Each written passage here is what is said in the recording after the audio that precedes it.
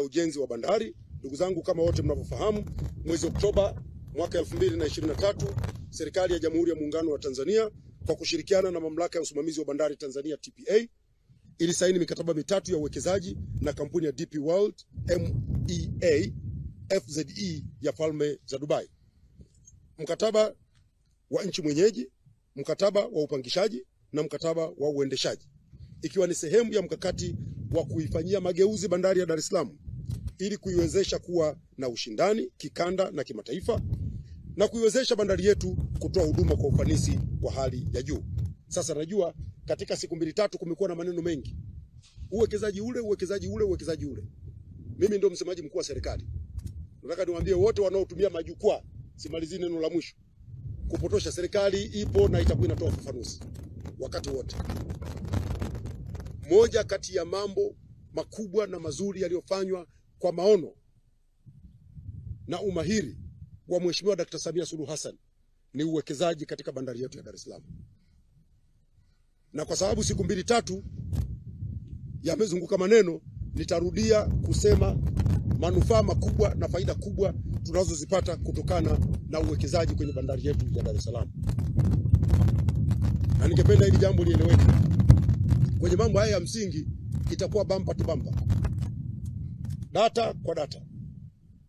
Ni lazima Watanzania wapate tafsiri sahihi. Natambua kwamba huu ni mwaka wa uchaguzi. Ni vizuri Watanzania waende kwenye uchaguzi wakiwa na taarifa sahihi ili wafanye uamuzi sahihi kwenye uchaguzi. Sasa naomba ndugu zangu waandishi wa habari nitumie nafasi hii kuambia Watanzania, katika kipindi cha kuanzia Januari mpaka Disemba mwaka 2024, kampuni ya DP World ambayo uwekezaji wake ulikuja na maneno mengi yaliyotulazimu tusilale kutoa ufafanuzi, imefanya uwekezaji wa awali katika maeneo mbalimbali ya uendeshaji ili kuongeza ufanisi wa huduma za bandari, na uwekezaji uliofanyika katika kipindi hiki nilichokitaja ni wa kiasi cha shilingi bilioni 214.42. Yamefanyika mambo gani?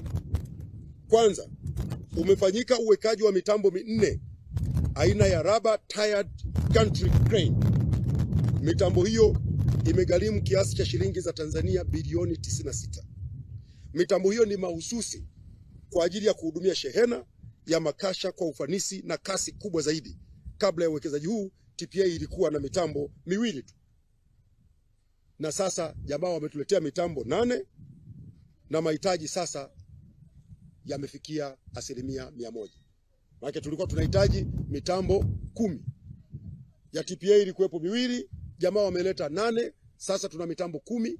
Ushushaji wa makasha kama nitakavyowaambia sasa hivi sio kwa foleni.